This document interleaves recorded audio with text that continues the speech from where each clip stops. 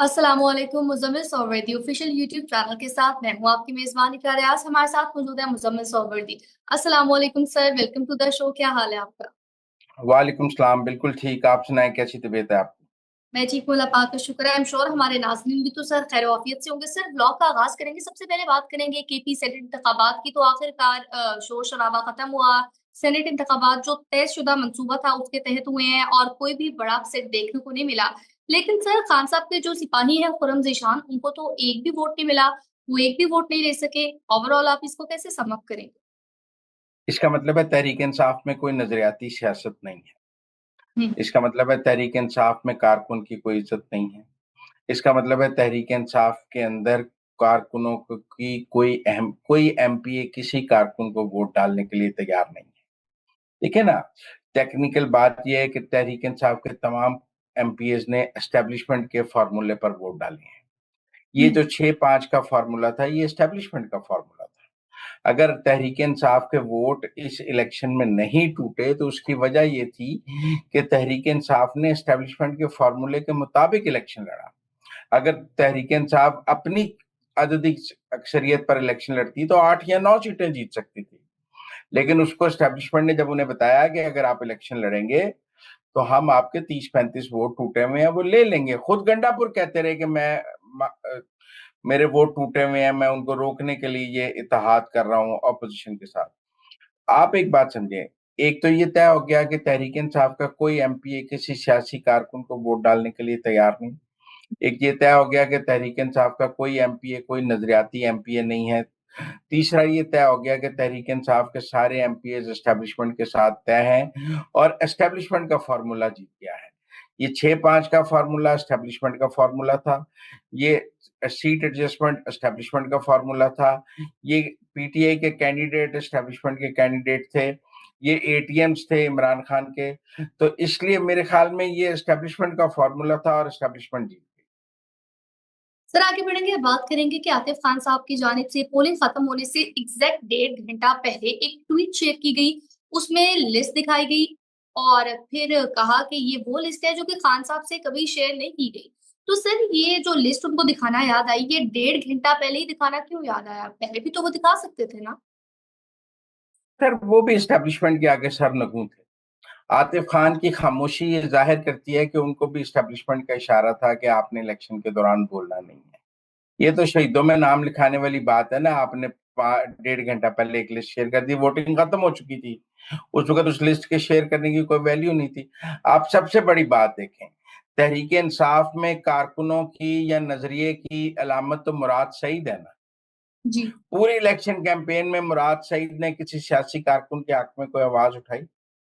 मुराद सईद ने भी एस्टेब्लिशमेंट के फॉर्मूले के तहत इलेक्शन लड़ा है। मुराद सईद ने कहा कि किसी कारकुन खुरम को, फरहान को, आयशा को टिकट दें। उसने किसी कारकुन की हिमायत का ऐलान किया कि मैं मिर्जा अफरीदी के पैनल में इलेक्शन नहीं लड़ूंगा, मैं एस्टेब्लिशमेंट की लिस्ट पे इलेक्शन नहीं लड़ूंगा। अपनी सीट के लिए मुराद सईद भी कारकुनों की कत्ल करने के लिए तैयार था। तो आतिफ खान क्या चीज है? एस्टेब्लिशमेंट की लिस्ट थी, एस्टेब्लिशमेंट का इशारा था, एस्टेब्लिशमेंट का हुक्म था।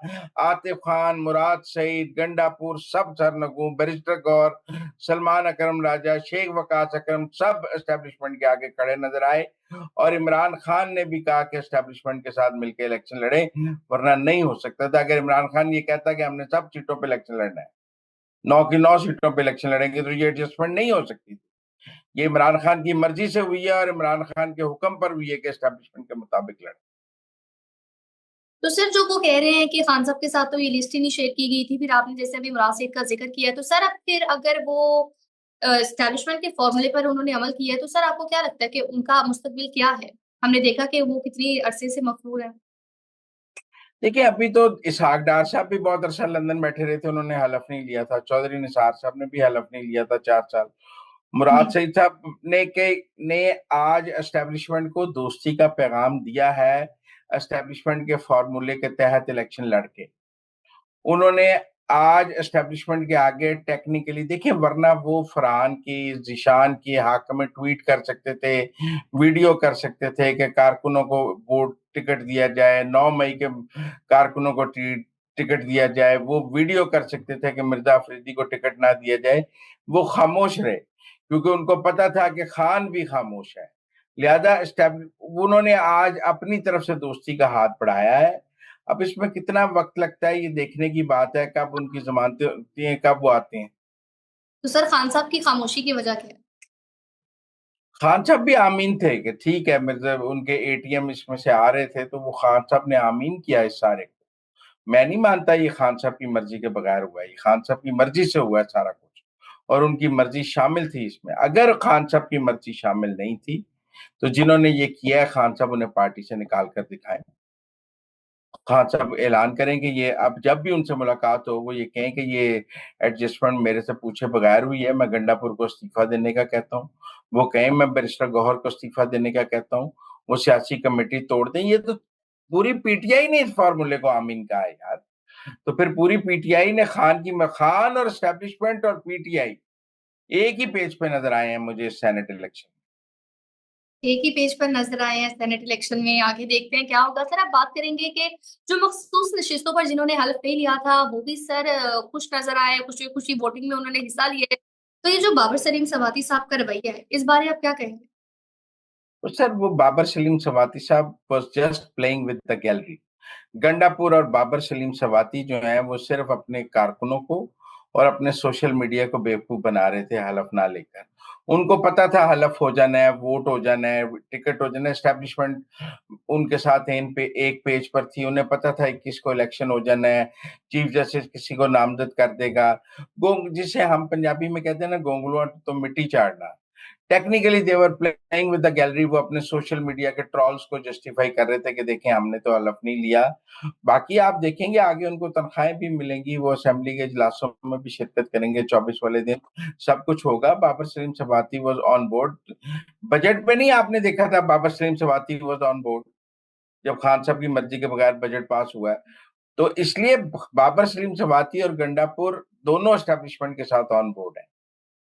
तो सर जिस तरह से वर्कर्स को वोट नहीं मिला और फिर हमने देखा कि इनकी जो मरकजी क़यादत है उनकी जानिब से भी वोटर्स के हक में कुछ भी नहीं कहा गया, और जो कारकुनान थे जिन्होंने सर इलेक्शन लड़ने के लिए कहा था हम दस्तबरदार नहीं होंगे, तो आपको क्या लगता है कि अब फिर जो पीटीआई के सपोर्टर्स हैं उनका क्या कोई रिएक्शन सामने आएगा सोशल मीडिया पर? नहीं सर, अब पीटीआई में हमेशा वर्कर का कत्ल हुआ है। कब इमरान खान ने वर्कर को ऊपर लाया है? एटीएम्स को लाया है। हम्म। पीटीआई जमात ही एटीएम्स की है। जहां वो जो इमरान खान को पैसे दे सकते हैं या और वो जो उनके लिए कोई और काम कर सकते हैं। कारकुन को कब पीटीआई में, आप मुझे बताएं ना, इस वक्त कौमी असेंबली में किस कारकुन को टिकट मिला हुआ है? किसी को भी नहीं मिला हुआ। या तो एटीएम्स को हमेशा कारकुनों पे तरजीह दी गई है। इस इलेक्शन में भी एटीएम्स को कारकुनों पे तरजीह दी गई है। और कारकुन सिर्फ मार खाने के लिए है, मलाई खाने के लिए एटीएम्स है। अब फिर 5 अगस्त को कारकुनों को कहा जाएगा मार खाएं, और टिकटें जो है वो हमेशा एटीएम्स के लिए रही। ने 5 अगस्त का जिक्र कर ही दिया तो फिर अब अगला सवाल इसी से रिलेटेड कि सलमान अकरम राजा साहब कहते हैं कि खान रिहा होगा तो कौम रिहा होगी, और फिर वोट को भी इज्जत मिलेगी जब खान साहब जो है वो वजीर आजम होंगे। और फिर हमने देखा कि 5 अगस्त का लायामल भी डिस्कस किया गया। तो सर ये 5 अगस्त पर जो पीटीआई इतना जोर लगा रही है, क्या वजह हो सकती है? ये आज केपी असेंबली में पीटीआई के सारे एमपीएस ने वोट को इज्जत दी है ना, एस्टेब्लिशमेंट के नुमाइंदों को वोट डाल के। नहीं जी। दी पीटीआई के एमपीएस ने वोट को इज्जत।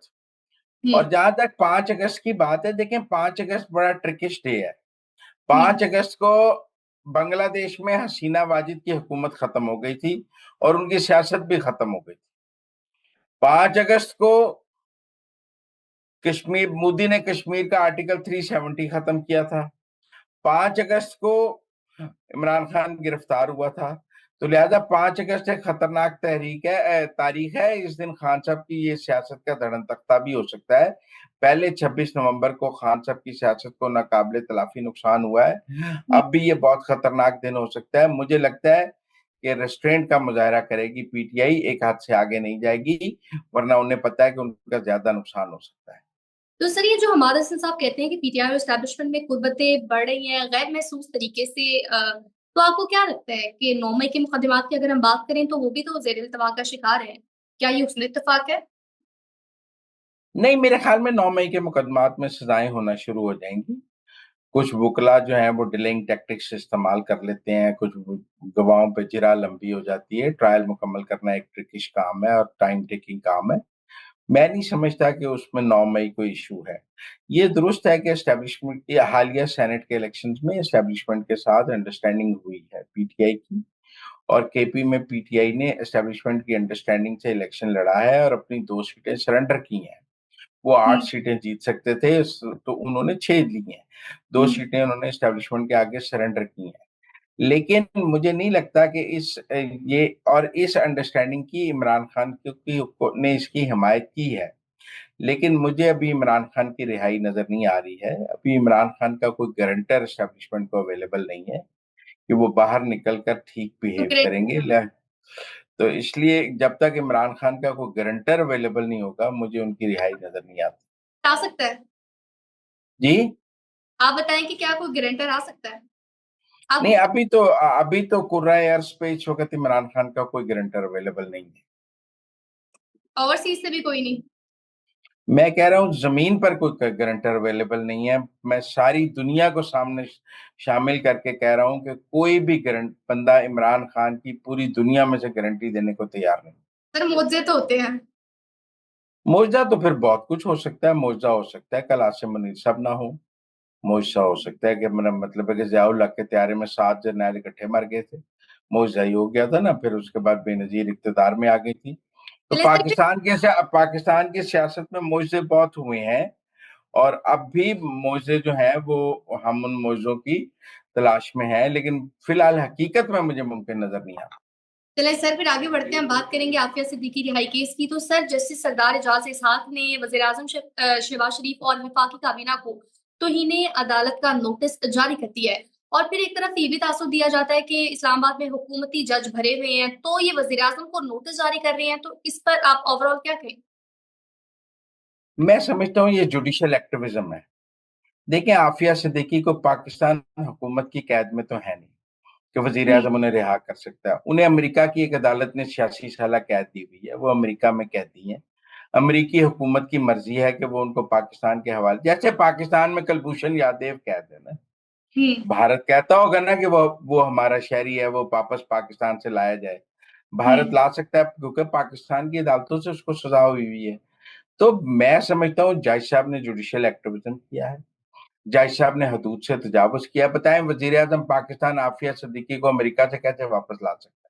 नहीं हम्म। ला सकता। हम्म। ये जज साहब को अपना कोई गुस्सा है वजीर आजम पे, उनके में है कि जी इंसाफ का कत्ल हो गया, 26वीं आईनी तरमीम। मैं यही कहता हूँ कि ये जो जुडिशियल एक्टिविज्म है, ये पाकिस्तान में जुडिशरी की मौत का सबब है। जब जुडिशरी ऐसे काम करती है तो फिर ये राय बनती है कि ये जजेस जो हैं ये हुकूमतें बदलते हैं, ये जजेस वजीर आजम पर निकालते हैं, ये जजेस आइन चेंज करते हैं, ये जजेस जमहूरियत की बिसात लपेटते हैं, ये जजेस मुंतखब वजीर आजम को घर भेजते हैं। ये जजेस जो हैं खुद को जर्नैलों से ज्यादा आइन का कातिल साबित करते हैं।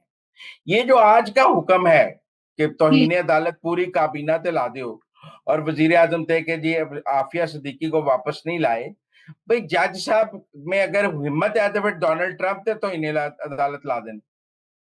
वो वारंट डोनाल्ड ट्रंप के जारी कर देते या अमेरिका की उस अदालत के जारी कर देते जिसने सजा दी है। कि दसो कि कुछ होएगा कि नहीं, ये नोटिस पे नहीं, उन्होंने। गलत किया है नोटिस। ये सुप्रीम कोर्ट से सस्पेंड हो जाएगा। जज साहब अपना मजाक बना रहे हैं। एक आदमी को एक दूसरे मुल्क में सजा हुई है। मैं ये आफिया सिद्दीकी से हमदर्दी है, हम्म। मैं आफिया सिद्दीकी को मजलूम मानता हूं, लेकिन हम्म। आप ये समझें कि वो अमेरिका की कैद में है।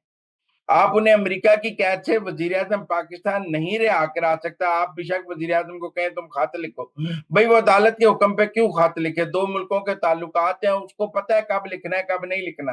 हम्म। जज साहब कहते हैं मैं अमेरिका के साथ ताल्लुकात तय करूंगा है या नहीं है। मतलब कल जज साहब ये हुक्म दे दें कि चूंकि अमेरिका आफिया सिद्दीकी को रिहा नहीं कर रहा, लिहाजा अमेरिका से सफारती ताल्लुकात खत्म कर दिए जाए, तो हम जज साहब का ये हुक्म मानेंगे? हम्म। जज साहब ने इस मुल्क को चलाना है, उनका क्या ताल्लुक है आफिया सिद्दीकी वाले मामले से? मेरा मतलब है it's poor justice, it's judicial activism. ये पॉलिटिकल जुडिशरी है। ये जज साहब एक सियासी जज है। सर आगे बढ़ते हैं कि नूर मुकद्दम केस में मुजरिम जाफर ने सदर से रहम की अपील कर दी है, तो सर क्या ये इतना आसान है कि कत्ल करो और बच जाओ, अपीलें करो? नहीं नहीं, अपील मुस्तरद हो जाएगी। एक तो सदर का अख्तियार ही नहीं, वो काबीना की इजाजत के बगैर कुछ कर ही नहीं सकते। दूसरा, मुझे नहीं लगता कि नूर मुकद्दम केस में तो सदर, ना सुप्रीम कोर्ट से कुछ हुआ है ना कुछ होगा। मुझे लगता है जाहिर जाफर को फांसी होगी। अगर तो नूर मुकद्दम के खानदान वाले से माफ करते हैं तो वो और बात है, वरना मुझे नूर मुकद्दम के जाहिर जाफर जो है वो उसकी माफी मुमकिन नजर नहीं आती। तो नाज़रीन अब तक के लिए इतना ही। आप देखते रहिए मुज़म्मिल सोमवती ऑफिशियल यूट्यूब चैनल, और हाँ, हमारे चैनल को लाइक शेयर सब्सक्राइब जरूर कीजिएगा। व्हाट्सएप चैनल का लिंक डिस्क्रिप्शन में है, तो आप उसको भी फॉलो करें। अपनी कीमती राय से आगाह कीजिए। हम पढ़ते हैं आपका फीडबैक। अल्लाह हाफिज।